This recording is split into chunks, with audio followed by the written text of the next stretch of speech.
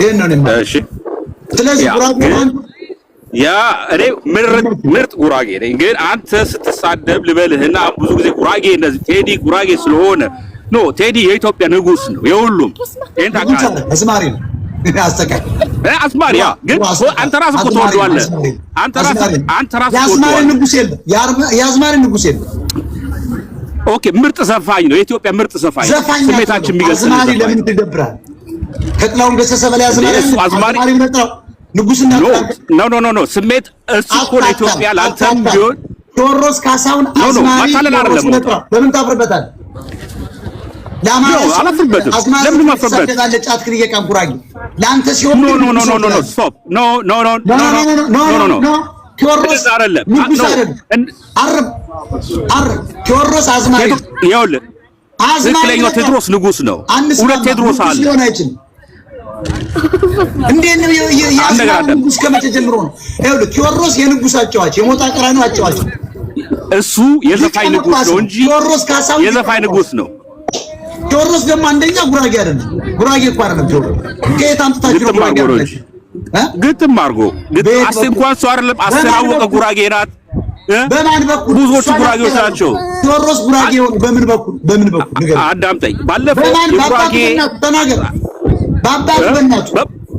በአባቱም በእናቱ ትክክል ይኸውልህ አይጀግንም በእናቱ ትክክል ኖ በአባቱም በእናቱ ኦሮሞ ናቸው ቱ ቢ ኦነስት ሞታ ቱ ቢ ኦነስት አባቱም እናቱ እሺ ይኸውላችሁ አባቱ ካሳሁን ገርማሞ ዱካሳ ይባላሉ ዱካሳ ማለት ከጥይት ድምጽ ከአፈሙዝ የሚወጣ ድምጽ ማለት ቦያለው ማለት ያኔ አያቱ ራሱ በምኒልክ ዘመን ሹመት ነበራቸው የጥይት ድምጽ ስለሚፈሩ አባ ዱካሳ ተባሉ አባ መላና አባ ዱካሳ አንድ ላይ ያደጉ ናቸው አባ መላ የጦር አገላባጭ ናቸው አባ ዱካሳ ደግሞ አልቻሉም ንጉሱ ምን ሆነዋል ሲሉ አባ ዱካሳ ሌላ ነበር ስማቸው የሶዶ ኦሮሞ ናቸውና አይ እንደው ጥይት ሲወጣ ደነግጣሉ ከዛ አይ አባ ዱካሳ ብየዋለሁ ከዛሬ ጀምሮ ተውት ጠጅና ምን ያቅርብ ተባለ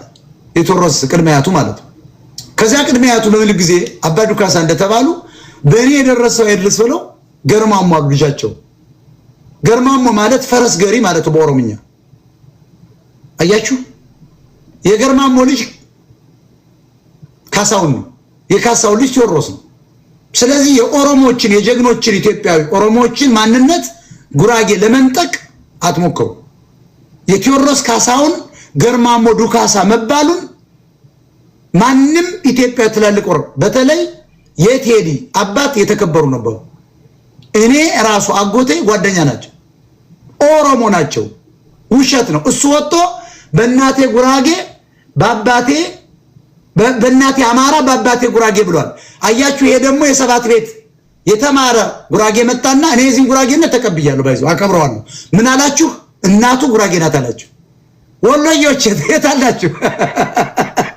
ጎንደሬዎች እናቱ ጉራጌ ናት ስትሉ አልከረማችሁ ይሄው ጉራጌው መጥቶ እናቱም ጉራጌ ናት አባቱም ጉራጌ ነው አላችሁ እኔ አሁን የዘር ማጣራት ላይ አይደለም እኔ ልንገር ወንድሜ ቴዲን የምቃወመው በምን መሰለ ጉራጌን ንቆ አማራን ንቆ ኦሮሞን ንቆ አድዋ የኤርትራ ሴት ስላገባ አንድ ሁለተኛ የዛሬ 8 ዓመት ጀምሮ እስካሁን ስንጨፈጨፍ አጣየ ሁለት ጊዜ ሲነድ ወለጋ ላይ ያሁሉ ወለየ ሲታረድ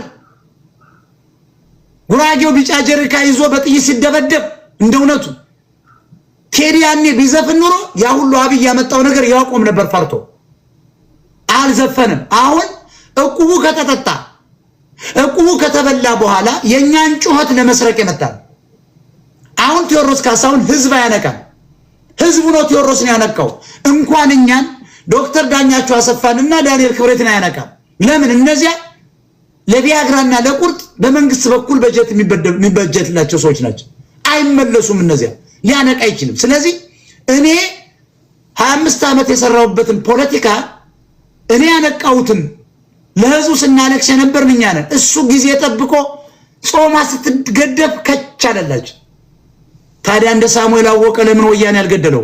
ደብረ ማርቆስ ላይ የሰማያዊ ፓርቲ አንተረስተው ነው።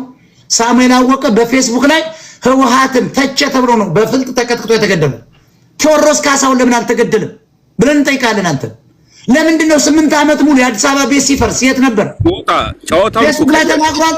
ቆይ ሰሞኑንስ አብይ ካገደው አብይ ገንዘብ ሙዚቃውን አትሰራም ካለው ለምን ሚዲያ ላይ አልወጣም? ፌስቡክ አለው፣ ዩቲዩብ አለው፣ ቲክቶክ አለው፣ ትዊተር አለው፣ አልተነፈሰም።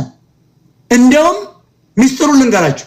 ቴዎድሮስ ዘፈን ዳስጣል ብሎ እንዲያወጣ ያደረገው አብይ ነው። በተለይ ጋሎች ናቸው።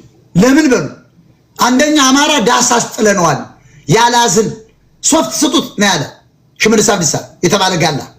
አየህ ያንን አማራውን አጸፋ ለመምታት። ሌላው ግን ዋናው አጀንዳው ልክ እንደ ወያኔ ጊዜ ፍቅር ያሸንፋልና ችግሮችን ሞላውን ጉራጌ አይመለከትም።